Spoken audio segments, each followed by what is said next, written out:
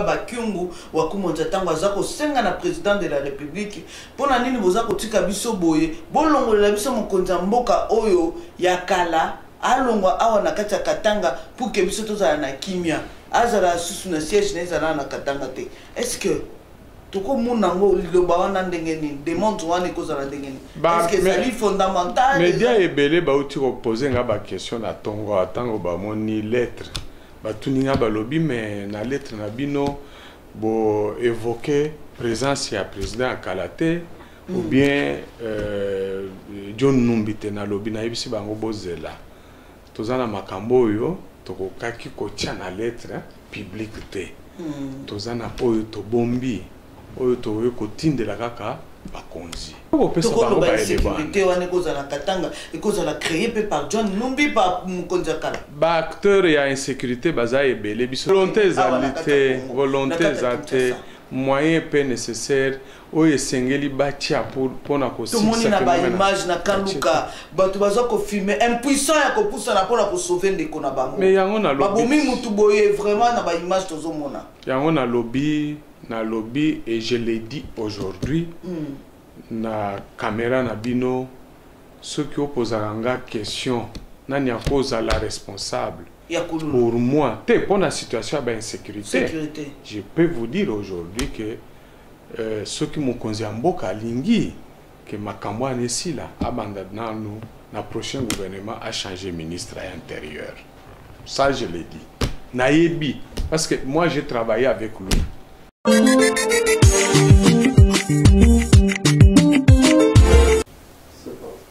Salut fidèle internaute, bino bolanda kabiso partout dans le monde entier, topesi bino mbote, bandeko nanga nyonso ya Paris, bandeko ya Londres, bandeko ya Bruxelles, napesi bino nyonso mbote, bandeko pourquoi bandeko ya Montréal, Pondigbo, Libota Mobimbo, yamboye partout, place boza ko se retrouver, topesi bino nyonso mbote, ba réclama kaboter moko boye, vous voyez des fois, il faut nous comprendre pour ta la cab émission c'est singal.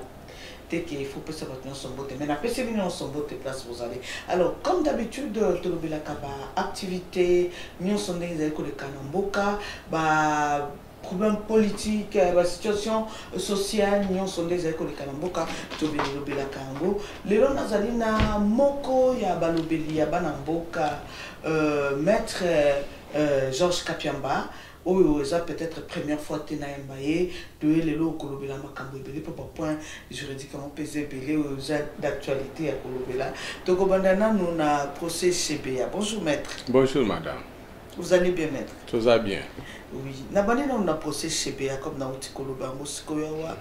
Procès CBA jusque là est-ce que déjà juge Azuba donné nyonso pour ndenge et toyoki biso nyonso ndenge pe tolandaki na ba interview oyo elekanaki depuis RFI et ainsi de suite toyokaki ete bato oyo ba présumé assassin ya activiste CBA bayebani pe bamonani déjà. Alors jusque là dossier est commis na niveau nini maître?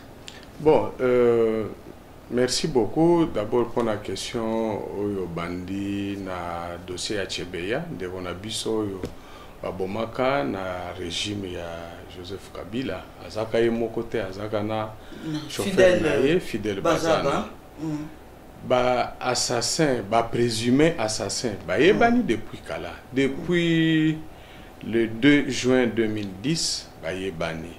La preuve c'est que veuve a fait Chebeya le 2 juin à Kotisaka plainte naie na auditorat général militaire contre général John Numbi déjà depuis le 2 juin parce que bah soupçon ezaki vraiment sérieux sur John Numbi mais par la suite toyo kozopé ba information et outil pas bateau yo bazaki utilisé pour que ba exécuter assassinat wana bango siko ba yo pesa lumière koleka de une partie oyo boyokaki RFI a outil ko publié il n'y a pas très longtemps eza makambo biso toyebaki depuis kala parce que tozana na bango en contact depuis kala et puis bakonzi ya kala ya régime ya Kabila bayebaki makambo nyonso mais bazaki na volonté pour que bandi mabato na bazonga ba pesa bango ba témoignage na basale lango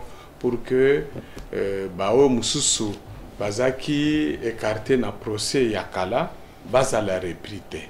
Mais heureusement pour le moment le régime est changé, to comme si on a régime ya président Félix, il y a déjà ba message et belé pour na oloba que justice et sengeli et sala musala nango dans tous les dossiers, surtout ba dossier ya ba crime ndengo na esengeli et sala na indépendance. Yango siko tozotale la bango. Maître, il faut se dire que Zaka John Nombite Batangaki ancien président de la République, Joseph Kabila a été cité. Alors, les Camerounais que président Alobi et Sengeli ba dossier nyosowana ya ba crime akala et Sengeli a résolu. Est-ce que problème wana parce que il y a solo Tokolobate te président de la République lelo azui c'est-à-dire armée mobimba na maboko na ye est-ce que azana contrôle ya armée mobimba pona koloba ete lelo yo soki ye a entamé procédure wana que sécurité ya bato ane kozala garantie. Alors pour sécuriser bato wana c'est vrai qu'il faut ba mesure moko spéciale wana ezakaka décision politique ce qui volonté politique ezali n'engé mokonzi mboka c'est à l'accès ango déjà na ba discours na ye je crois que vous la facile parce que sécurité ezani eza cause la bango ba gens de l'ordre oyo bakoki kokenge la bango cause la bango ko tia bango na ba place oyo et vous la moins risqué pour na ba vie na bango jusqu'à ce que basamba et puis vérité y est bana. Mais le quoi toujours le la makambo ngo peka ka sécurité yo moko tout mon épée moi ba publication dernièrement pour na likambo et le kani dimanche awa ba attaque o salimina Katanga et sa première fois té troisième fois et ça les troisième fois ndenge moko lobiango awa toko lobe la sécurité ndenge nini au moment où une grande ville comme Katanga et autres ba menace ya bongo ya attaque ya bongo. Oui, ezali préoccupant, c'est vrai ndengo uti olobelango comme mentionné une grande ville. Oyebi que Lubumbashi, c'est parce que c'est de ça qu'il faut parler. Lubumbashi en a plus de 5 millions d'habitants pour le moment. Donc bisoto sali na sali beaucoup de voyages à Lubumbashi pe na ba parage à Lubumbashi to sali enquête na biso depuis l'année passée. Tu as constaté que la cause est endogène et exogène. Il y a un autre côté de la mokonzi mboka, la comédie lettre, na saleli résumé en 3 pages. Parce que ma cambo est belé.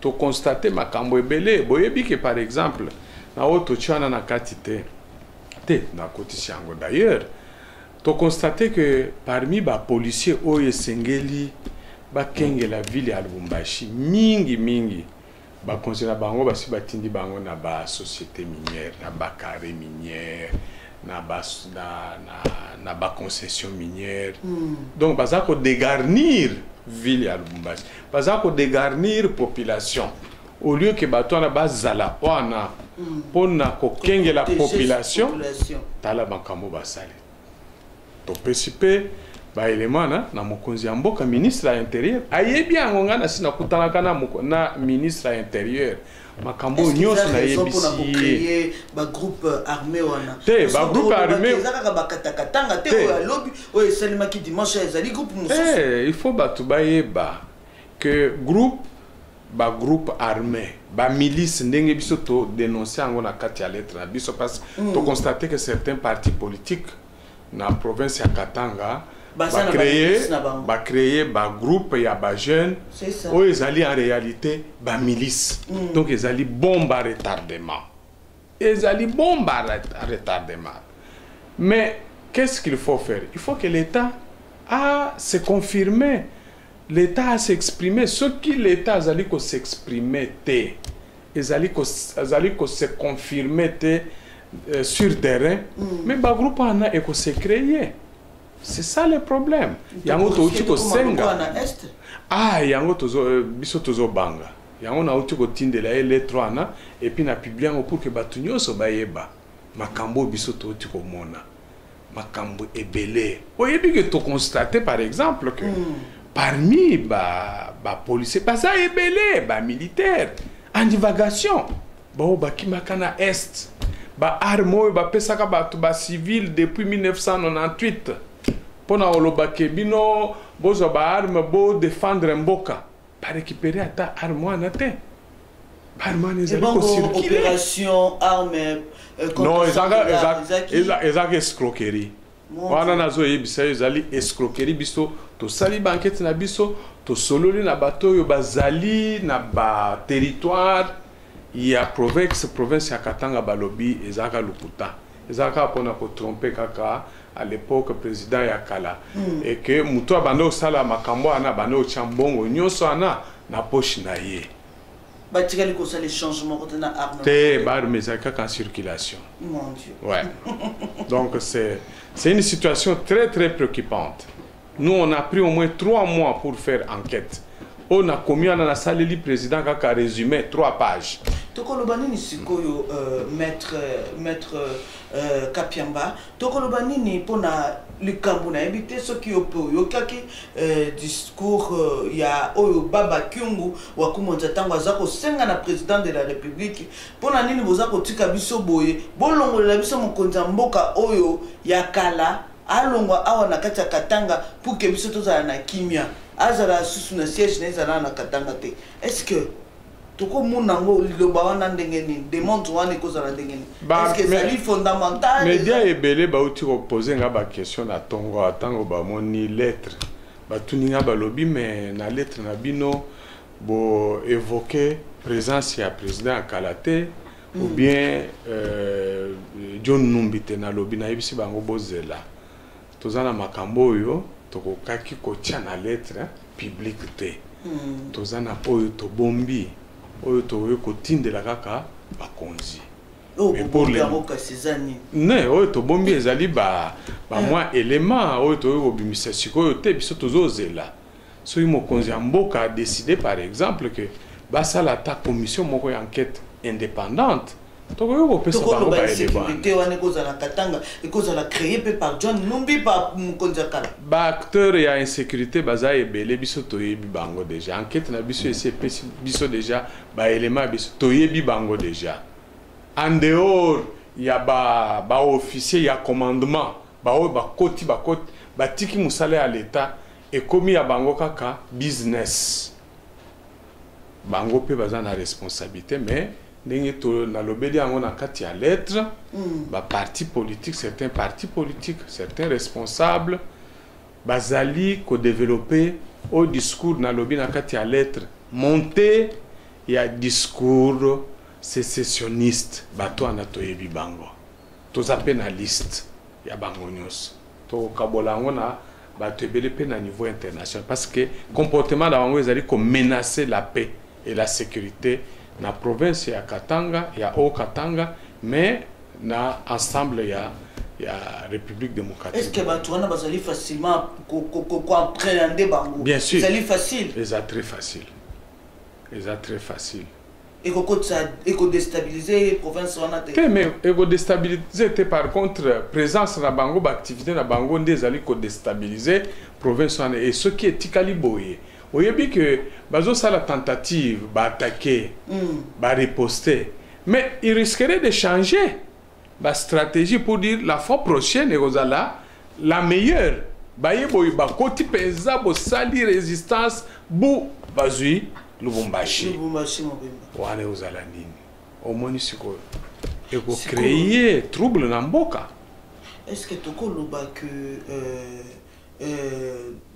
de konabiso oyo bakangaki awa dernièrement pona ndenge abandaki ko sala ba discours pona ko kabola Katanga na province est-ce que akozala yepe na kati makambo wana esengeli banquette judiciaire et se dérouler biso topesi to garder to lingite ko citer ba kombo ya bato pour le moment topesi bango pasteur Ngoy Mulunda biso topesi Mulunda est-ce que ya cause la teke azape moi pion moko bo moi mutu moko bazo utiliser topesi déjà na mokonzi ya mboka ba essentiel naza kozela tango bakobengisa ngai ndenge ezalaka pour que napesa pe ba élément supplémentaire oyo ekoki kozala directement na place publique te na opesa ba. Maître Georges Kapiamba, il y a surtout le cas de sécurité, bino vous allez battre droit de l'homme, bino on est beaucoup le belaka population, beaucoup le belaka bandeko nyonso na tango injustice judiciaire ezali ko salima. Alors maître to suivre na ba image dernièrement bitumba esalemi entre bakuluna. Na éviter bakuluna lelo bazali vraiment c'est sa situation moko comme difficile pour nous maîtriser. Et ça difficile était pour nous maîtriser. Ça fait autant d'années volonté zate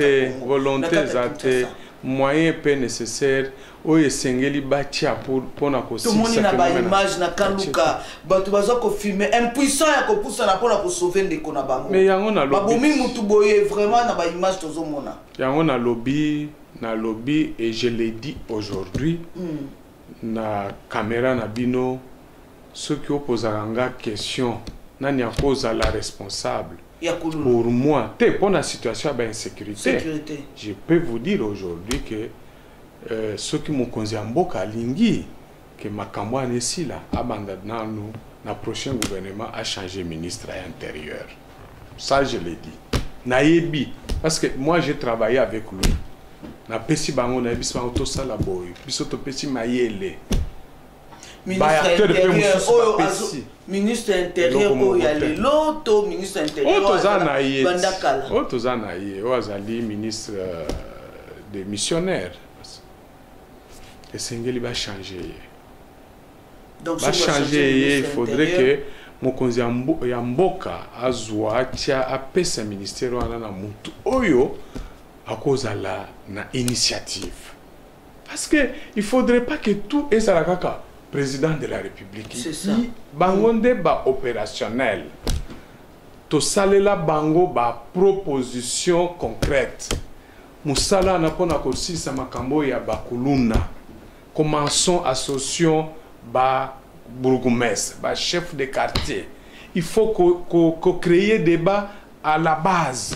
Faire intervenir batuna ba quartier batu ba pesa mayele na bango après komata bo sali synthèse bo sali synthèse wana boye sikoyo bo bandiko exécuter yango et résultat ozala parce que ceux qui bo associé déjà ba membre ya quartier ya commune et que bayebi que mayele na bango ba pesa ki ba konzi bandimeli yango bazo salelango bako s'intégrer bako s'approprier na ba mesure wana mais oya kozwa kaka bo fandi na biro na bino bo zui so une mesure ndenge nini et logo moko e kozala te et puis de deux aussi longtemps que balandi ba proposition oyo tosi to pesaka bango pona ko bongisa musala ya police et lo moko ko tambola te parce que ekomaki kaka mais ekomaki kaka ba moi action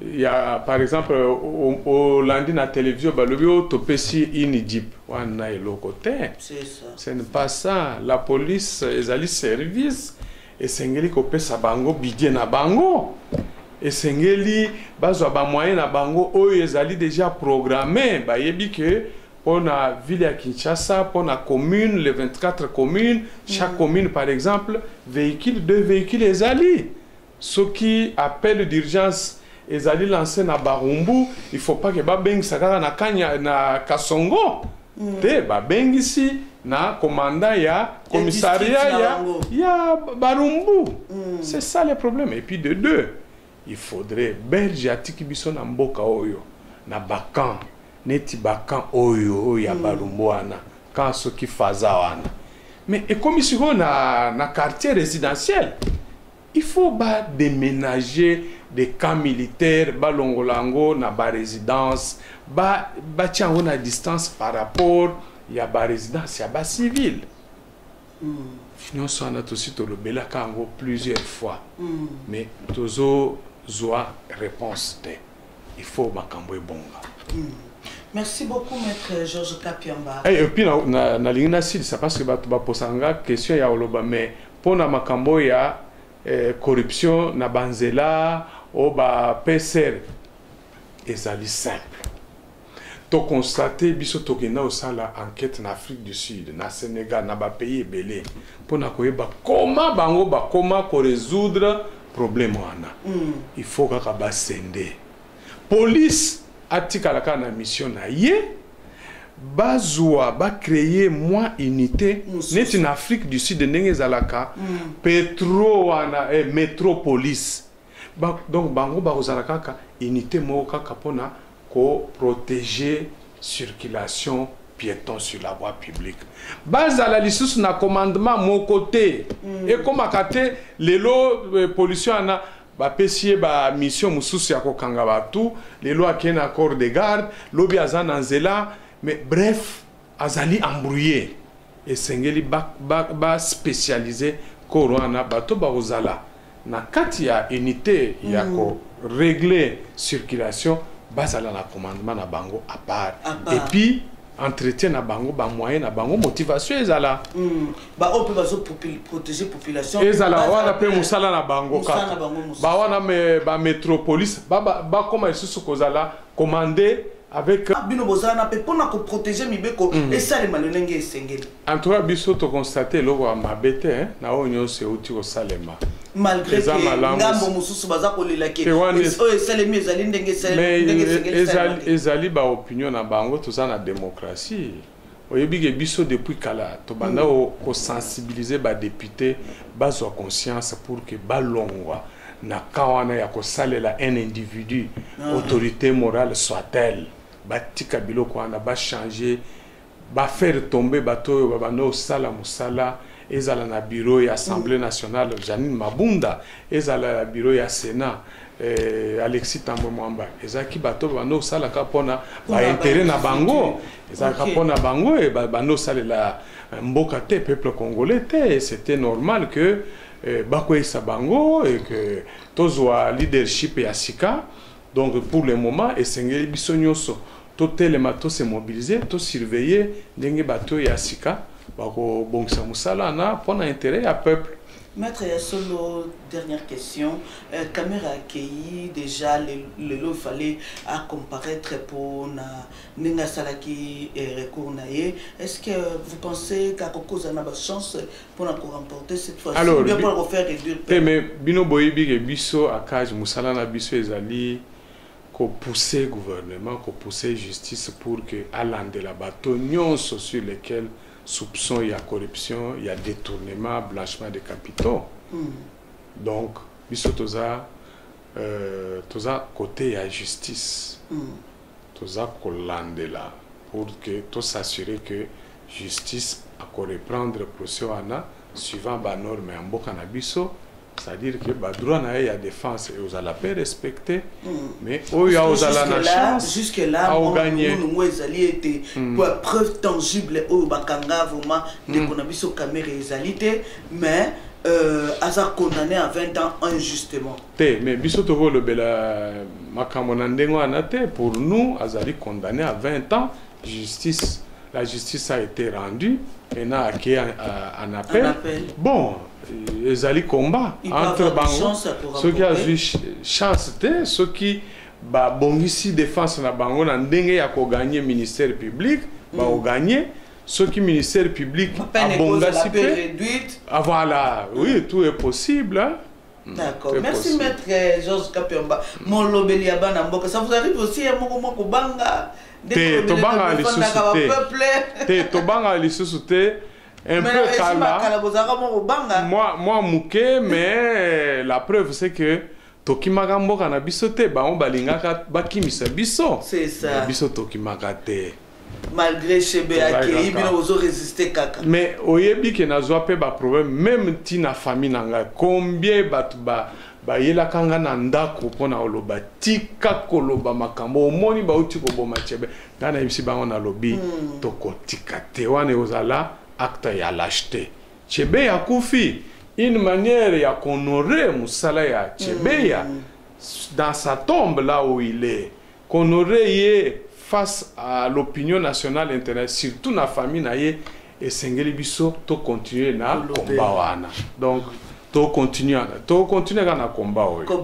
Voilà, yango moni ata na ba zone très sensible. Neti na Katanga depuis ya ba mois menace biso tozwaka na ba dossier ya Yuma. Mais je n'ai pas hésité à kokende na batu na ngai kosala ba enquête kosola na bande na biso baza na police baza na armée service on a koyeba mais quelles sont les raisons où ezali ko aggraver insécurité na province ya Katanga. Tout ça nous sala na pendant 3 mois avec beaucoup de risques effectivement. Mais Dieu nous protège toujours. En tout cas, félicitations. Merci beaucoup, maître. Beaucoup de courage. Merci pour nous répondre souvent positivement à l'invitation à Bisson. Merci beaucoup. Merci à vous, très chers internautes. Merci à vous aussi, très chers téléspectateurs. Vous qui avez l'habitude de nous suivre de partout, nous vous remercions. Merci à vous qui n'êtes pas encore abonnés à la chaîne Info Congo Masolo. Abonnez-vous massivement. Je vous dis merci. Merci à mon équipe technique, Yogo Digital, qui tient la caméra, Roy Mbouy au montage. Merci à tout le monde. Merci à tous les agents membres de Congo Télévision. Je vous remercie. Et quant à moi, je vous dis au revoir. Nous allons nous revoir prochainement. Bye.